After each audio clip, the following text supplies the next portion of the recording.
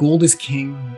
It always has been. It always will be. And people follow it a lot more closely. But when gold goes, and it will, and it goes to 3,000, and people will start to pay attention and they'll feel like they've missed the boat and they'll say, wow, I can't buy an ounce of gold at $3,000. What else can I do? And if silver is $40 or $50 at that point, it's going to look exceedingly cheap compared to gold and exceedingly affordable. And even if the premiums are at 50% or 60%, it's still extremely affordable for an ounce of silver versus gold.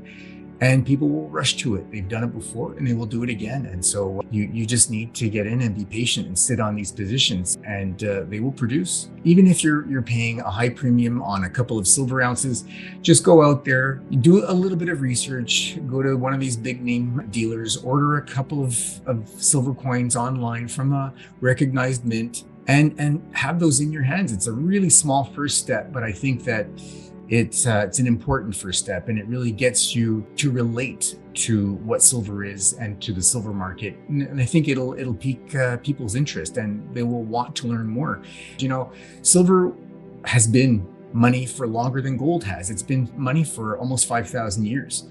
And it's really only in the last 50 years or so, since the late 60s or 70s, when the US removed silver from its coinage, that we haven't had silver as part of our money. Silver is the name for money in more than 14 different languages around the world. So it's the exact same word. We're living really an anomaly. These last 50 years and not having silver as part of our money it's hard for people to realize. They just don't grasp it, that it's just been part of everyday. It's been part of everyday transactions for millennia. And, I think that one of the things people have to be careful of is something called recency bias. Don't feel it's just too dangerous to act, and especially to invest, because investing is all about what's coming, what you have going forward, based on recent past.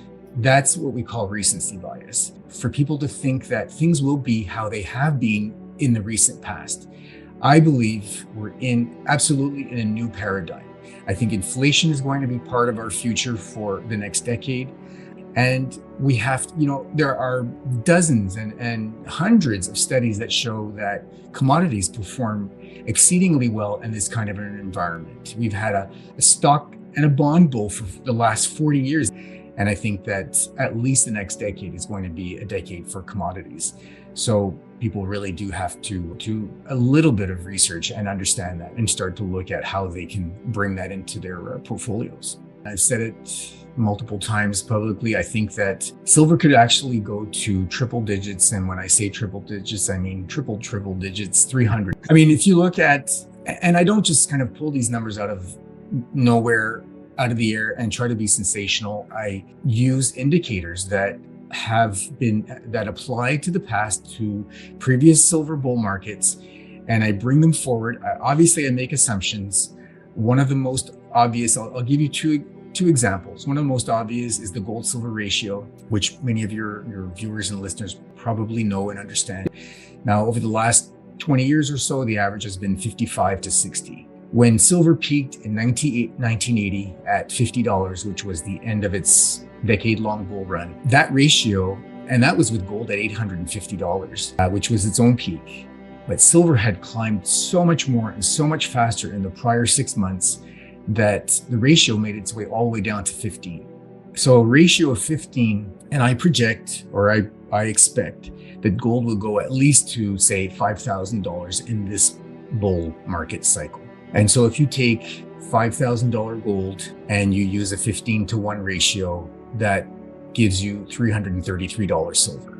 And if you look at another ratio, which is the average US home price to the silver price, it also peaked in 1980. And it peaked at, I think it was about 1,400 to 1. So even if you go with current prices, so let's say the average US home is about 450 or so thousand US dollars, and you do a 1,400 to 1 calculation, you end up again with somewhere around $330 for silver, per ounce of silver. So I think, and there are a couple of others, but I do think that if you do assume that you could have this blow off top of kind of a mania phase at the end of the cycle, that you could see silver go make its way towards $300. And I don't think it's going to get there. I don't think it's going to get there and stay there. I don't think it's going to get there and stay there, and that it would be healthy for any of the market, any aspects of the market, especially the industrial side.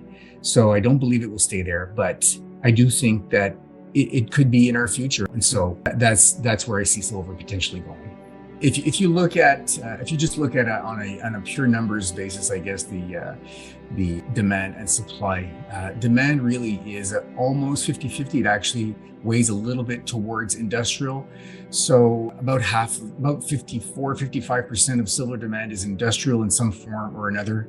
And then the balance, so almost half, 45 to 50%, is some form of investment demand. At least I qualify as investment because it covers pure investment. So things like physical coins and bars, it covers things like silverware, it covers jewelry.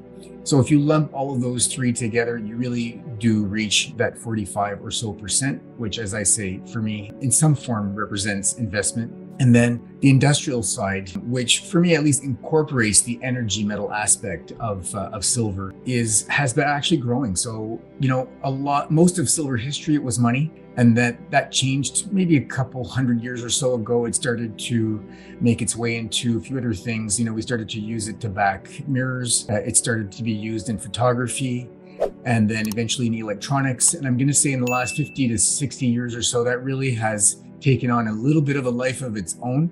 Photography, naturally, with the advent of digital photography, the physical film has gone away. It's actually coming back a little bit. And you do see silver still in some developing nations in things like X-rays for film, etc. But that really has been kind of withering away. But it's being replaced by demand from a couple of other sectors, so within industrial. And so the two main ones are electronics and electrical, and solar being a really big one. There's also medical. So we've known the medical advantages of using silver for, I'm going to say, hundreds, if not thousands of years. In different forms, silver is great as a biocide. So it kills bacteria, and the bacteria do not grow accustomed to it.